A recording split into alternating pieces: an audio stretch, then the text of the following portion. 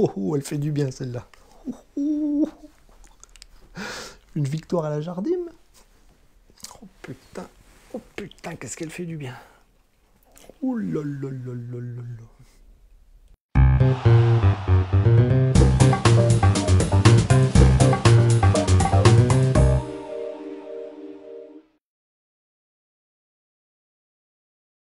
Salut tout le monde, salut les monégasques. Bienvenue, bienvenue pour un nouveau débrief, la 29e journée de Ligue 1. Et donc voilà, gros morceau ce soir. Monaco allait à Lille. Voilà, Lille qui est en pleine bourre en ce moment, qui est tout en haut du classement. Nous, on est tout en bas. Et donc l'objectif, il était assez délicat parce que Jardim l'avait un petit peu abordé en conférence de presse. Prendre un point, c'était très bien face à un deuxième de Ligue 1. Et puis, il ne fallait pas oublier l'ADN du club de Monaco qui est de toujours gagner. Voilà, on a une nouvelle équipe, on a des super joueurs, c'est plus du tout le Monaco d'avant. Et donc l'exploit, c'était un point si possible, et un exploit si le miracle était possible aussi. Et on va voir que le miracle a eu lieu.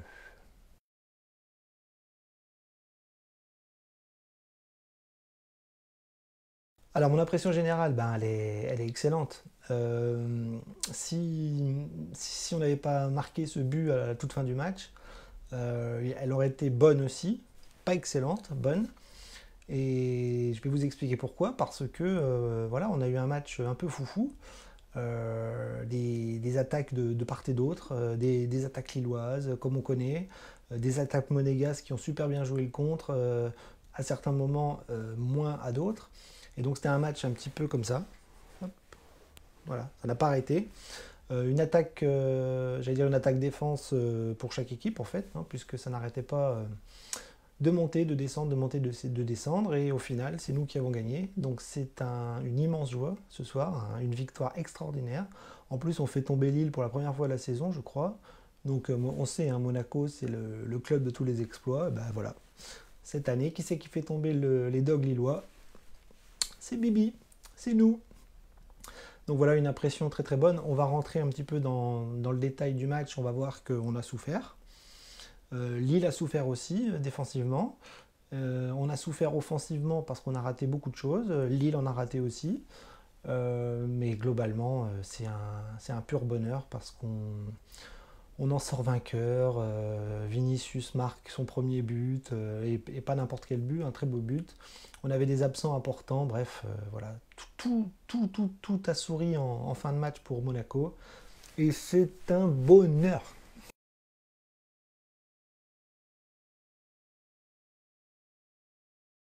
Alors, on va rentrer un petit peu dans les détails du match. Bon, ça va être assez rapide, hein, on va voir les occasions les plus importantes, mais il y a eu beaucoup d'offensives, comme j'ai dit tout à l'heure. Beaucoup d'erreurs défensives aussi, hein. On va revenir aussi un petit peu sur la qualité de la pelouse qui n'a pas aidé le spectacle, parce qu'il y a eu du spectacle, mais ça aurait pu être encore mieux, notamment s'il y avait eu un petit peu plus de buts, et si on n'avait pas eu d'erreurs par-ci par-là, par des glissades, des mauvaises passes, des appuis difficiles, des courses un peu compliquées quand il fallait accélérer, enfin bref, une pelouse abîmée. On a connu ça à Monaco en début de saison. Apparemment, les champignons en Ligue 1 prolifèrent sur toutes les pelouses de France. C'est un truc de fou. Et donc les pelouses sont abîmées et du coup ça casse un peu le spectacle. Alors pour la première mi-temps, on a un Monaco qui a plutôt pas mal joué les contres, mais qui globalement s'est fait un petit peu plus dominer par Lille au niveau des occasions. Mais Monaco, s'ils avaient réussi à la mettre au fond, s'ils avaient réussi à tuer le match sur plusieurs reprises, je pense que ça aurait pu être bouclé beaucoup plus rapidement cette affaire. Mais globalement, une première mi-temps lilloise, légèrement lilloise, et une deuxième mi-temps, moi je dirais beaucoup plus à l'avantage des Monégasques, qui ont eu plus d'occasions et qui ont marqué. Voilà, le foot c'est ça, hein. Vous marquez pas, vous dirigez tranquillement vers un 0-0, et puis à un moment donné, ça craque, ça rentre, et ça rentre à la maison avec la victoire. Donc en première mi-temps, à la 7e minute, on a une frappe de Ronny Lopez, sur Maignan, voilà, qui part un peu tout seul et qui essaye encore une fois tout seul d'essayer de la mettre entre les jambes de Maignan, mais ça passe pas.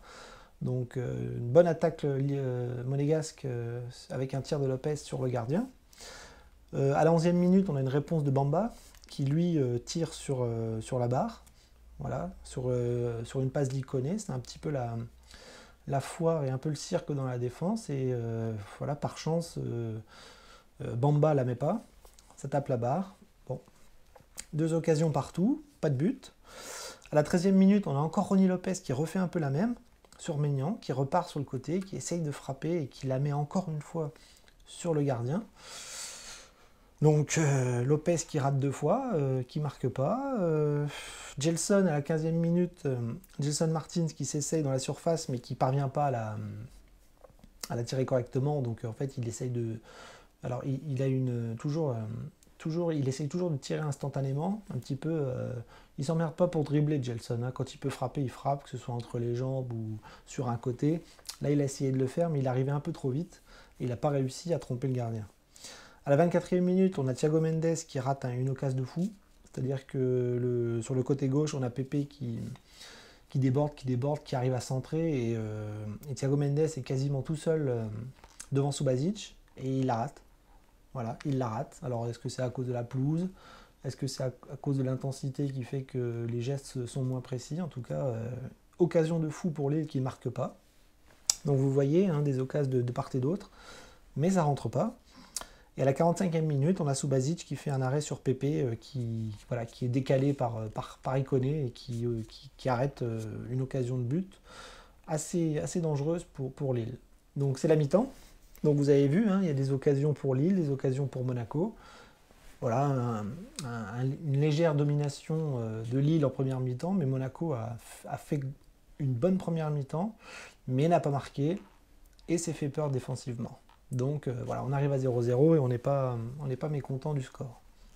En deuxième mi-temps, c'est reparti, avec des Monégasques beaucoup plus précis, beaucoup plus costauds. Je trouve que physiquement, Lille a pêché un petit peu. Lille, on le sait, ça joue énormément sur le physique, sur la vitesse, sur des ballons vers l'avant, des transitions offensives très très rapides. Et c'est comme ça qu'ils marquent leur but, parce qu'ils ont eu un trio, un quatuor d'attaque très très très très rapide.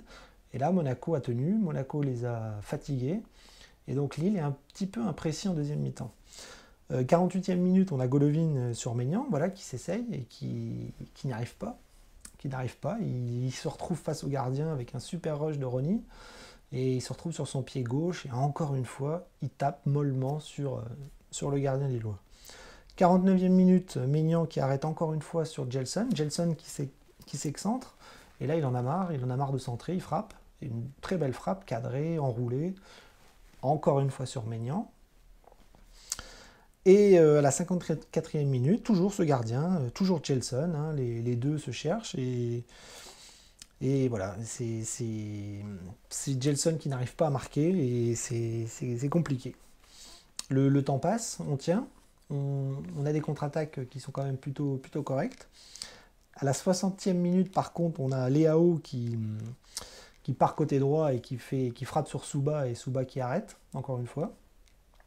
Et voilà, le match se termine. Dans l'après-midi, vous pouvez vérifier sur Twitter, j'avais dit qu'il fallait être costaud, forcément, c'est une évidence. Mais j'avais dit que Vinicius allait marquer. Vous pouvez vérifier. Et à la 90e minute, qu'est-ce qui se passe? Coup franc, le ballon revient dans les pieds de Sidibé. Sidibé la met dans le paquet. Cafouillage, un tir raté de je sais plus si c'est Gelson ou Aoulou, je ne sais plus. Et là, le ballon revient sur Vinicius devant le gardien. Et là, Vinicius nous fait un sombrero, passe au-dessus de Fonte. Hop, et il la met au fond. Voilà, 1-0, le match est quasiment fini. Et Monaco gagne. Et là, une joie immense.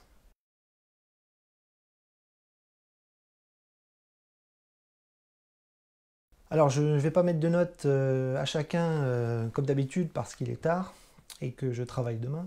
Donc, on va faire une revue d'effectifs rapide. Oui, on va faire rapide parce que vous allez voir qu'il y a eu des joueurs qui étaient en grande difficulté, des joueurs qui ont assuré, des joueurs qui ont été bons à un moment et mauvais à d'autres, et que c'est inversement. Donc ça a été assez équilibré dans les performances, vous allez voir ça. Subasic, très bon match, il n'a pas pris de but, il a fait des arrêts, il a juste fait une petite boulette à un moment donné sur une sortie dans sa surface où il rate le ballon. Je me suis dit, qu'est-ce qu'il fait? On dirait qu'il se casse la figure. Mais bon, je vous ai dit, hein, la pelouse était catastrophique.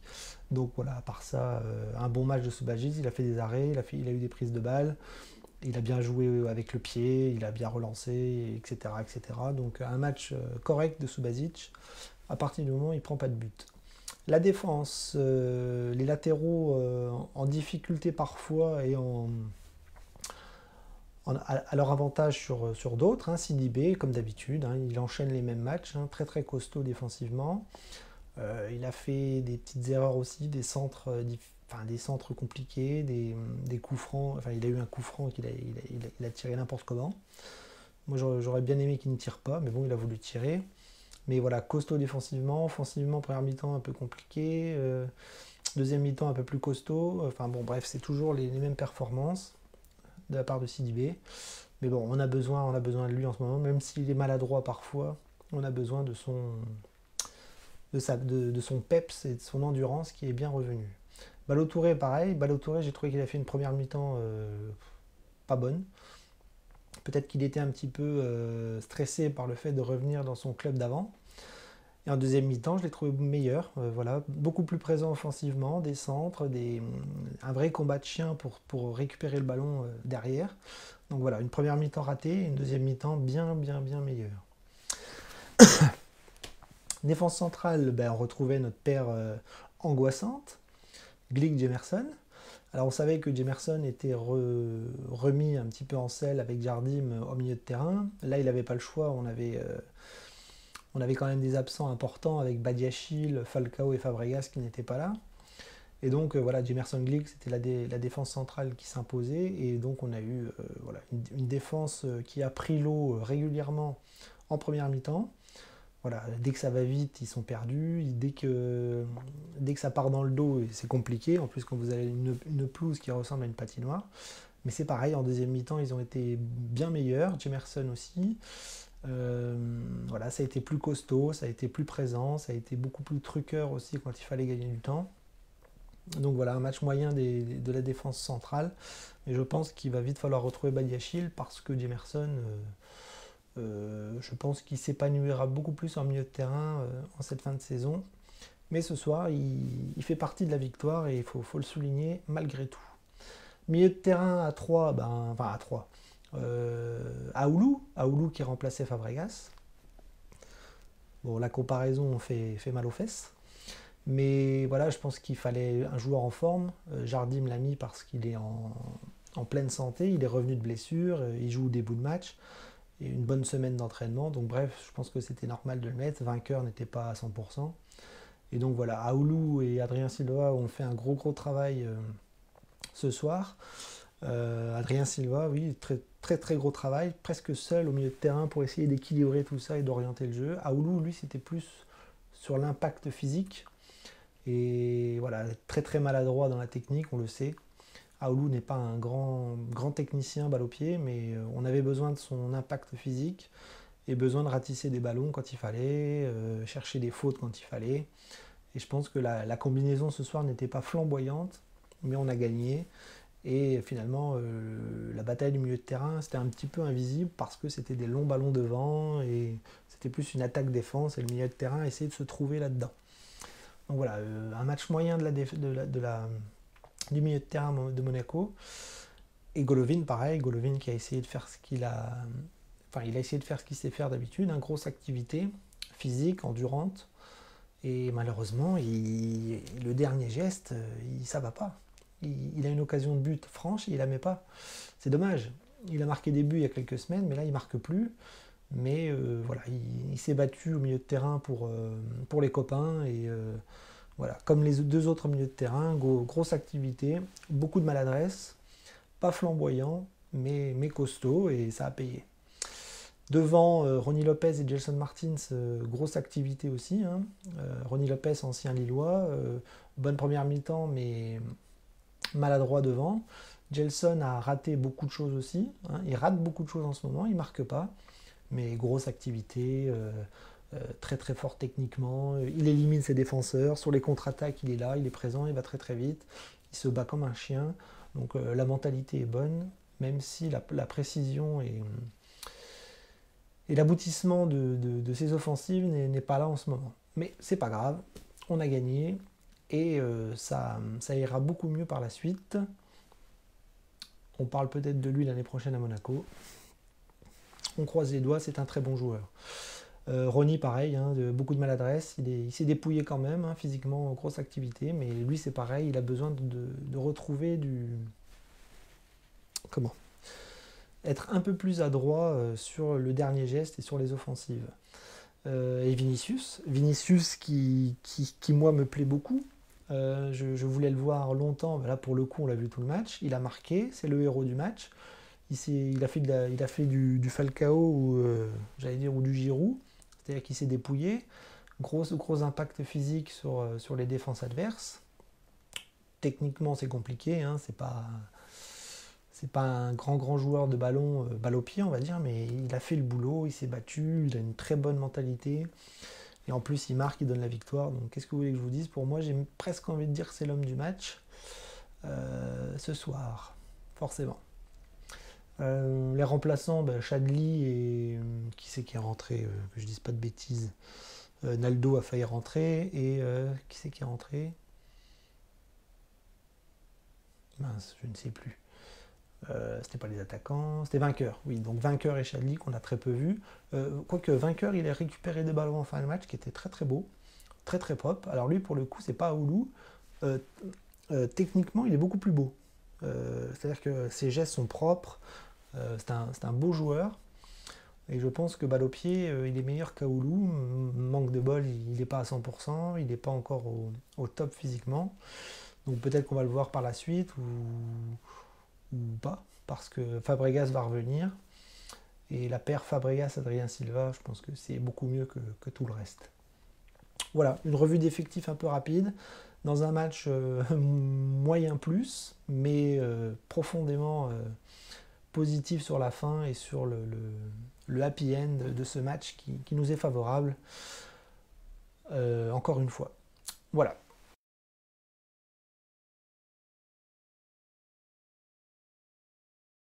Alors, mon coup de cœur, c'est la victoire. C'est une victoire exceptionnelle. Battre le deuxième championnat alors que nous, on est fin fond du classement. On prend 3 points. Jardim ne perd plus. Enfin, Jardim ne perd pas depuis qu'il est revenu. C'est que du positif. C'est que du positif. Alors, bien sûr qu'on peut être, être un peu tatillon sur les offensives et sur les erreurs. Alors, les erreurs défensives et le manque d'efficacité offensive pendant tout le match aurait pu nous faire râler si on avait fait 0-0, même si ça avait été un bon point. Mais si on avait perdu, là, je pense qu'on aurait focalisé sur ce qui n'a pas été. Mais ce soir, ça se finit tellement bien qu'on a envie de retenir que le positif. Et voilà, donc la victoire, Jardim qui perd pas, on bat le deuxième, on prend 3 points, l'objectif maintien est de plus en plus réussi. Vinicius qui marque son premier but, un très beau but. Enfin bon, bref, une soirée exceptionnelle pour moi, qui se termine dans la joie et la bonne humeur. Ça se voit peut-être pas, mais voilà, c'est super. Donc un coup de cœur général et un coup de cœur surtout sur le résultat. Bon, pas de coup de gueule, hein, pas de coup de gueule, si ce n'est, comme je vous ai dit, la qualité de la pelouse. Alors Lille a un stade magnifique et il se retrouve avec une pelouse un peu dégueulasse qui a pour moi un petit peu impacté sur le spectacle et sur la qualité du jeu, même si ça a été un beau match. Ça a été un match plein d'offensives, plein d'occasions ratées, mais aussi plein de glissades et plein de petites erreurs comme ça techniques dues à une pelouse catastrophique. Donc voilà, c'est un mini coup de gueule. Mais j'en veux pas aux Lillois, j'en veux à personne. Monaco a connu ça il y a quelques mois, une pelouse dégueulasse.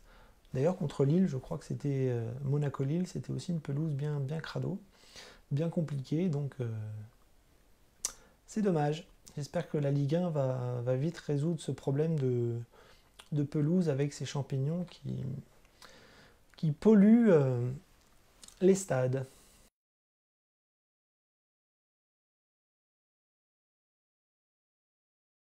Eh ben, on va conclure ce débrief avec un sourire aux lèvres magistral. Et voilà, on va rappeler que l'objectif est atteint, encore une fois. La semaine dernière contre Bordeaux, ça foutait un peu les boules parce que là, l'objectif était un peu raté. Mais si on enlève ça, voilà, pour l'instant, tout se passe bien. Il n'y a plus de blessés majeurs. Les joueurs se trouvent. Les joueurs ont retrouvé la bonne humeur. Jardim aussi. Les supporters aussi. Enfin, tout va mieux. Et c'est formidable parce que voilà, encore un. Alors, Lyon c'était formidable.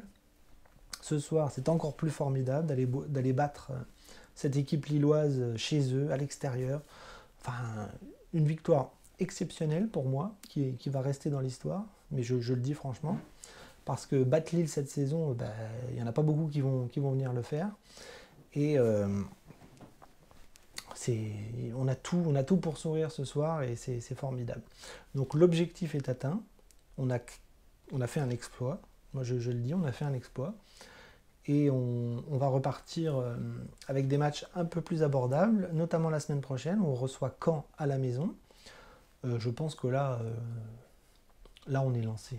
Là, on est lancé. Je pense que avec cette victoire-là, on va faire une grosse fin de saison. On va prendre beaucoup de points. Je vous l'affirme. Je sais. Nous avons Paris Saint-Germain à jouer là-bas. L'exception qui confirme la règle. Mais je pense que tous les autres matchs, on va prendre beaucoup de points. Et là, on est lancé et on va tout péter. Voilà, on va tout péter et on va prendre un vrai plaisir à suivre cette fin de saison avec l'AS Monaco.